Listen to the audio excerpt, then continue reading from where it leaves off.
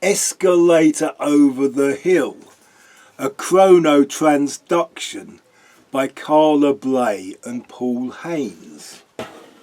This album was given to me as either a birthday or Christmas present by someone who knew it and thought I would like it, even though I was only vaguely familiar with it.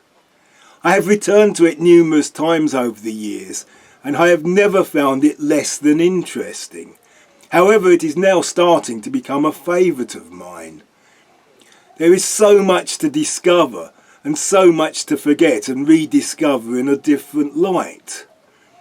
Carla Bley was a jazz composer and wrote and recorded this between 1968 and 1970. It is a sort of jazz rock opera, even though jazz rock was not really a thing at the time.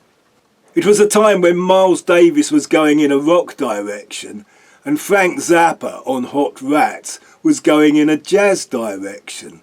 This album has the trumpeter Don Cherry giving it a touch of Miles Davis's Bitches Brew. And it also has Don Preston playing and singing, and he was a regular Frank Zappa sidekick. It has a libretto written by Paul Haines, and it has scenes with characters in situations, but I've searched online and I've found no one claiming to understand the story. It covers a very wide range of styles. There is free jazz with horns screaming like banshees. There is a rock section that has very little jazz to it and features John McLaughlin playing a heavily distorted guitar with Jack Bruce singing and playing some bass.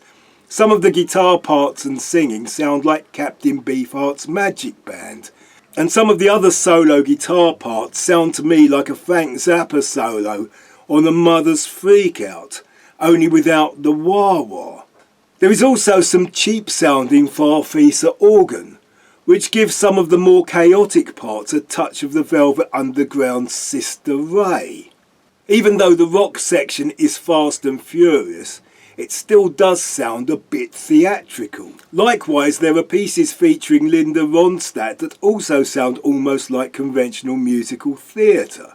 In places it could be one of Rodgers and Hammerstein or Stephen Sondheim's darker moments, and in places it has hints of cabaret or sweet charity. There are operatic soprano sung moments which reminded me of Bernstein's Candide. A lot of it seems to be quite influenced by Kurt Weill, particularly the kinds of sounds favoured by Tom Waits for his musical adaptations.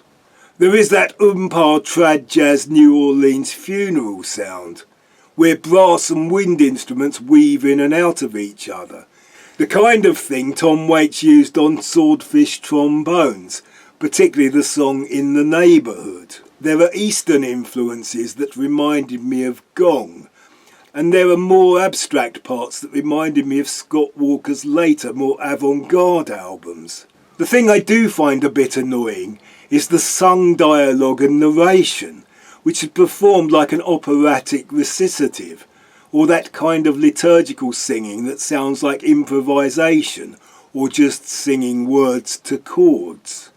It was originally a 3 LP set, but I have it on 2 CDs. While it is far from easy listening, it is also much less challenging than many of Miles Davis's electric albums, Beefheart's more out there albums, and Zappa albums like Uncle Meat. Escalator Over the Hill, Carla Bley and Paul Haines.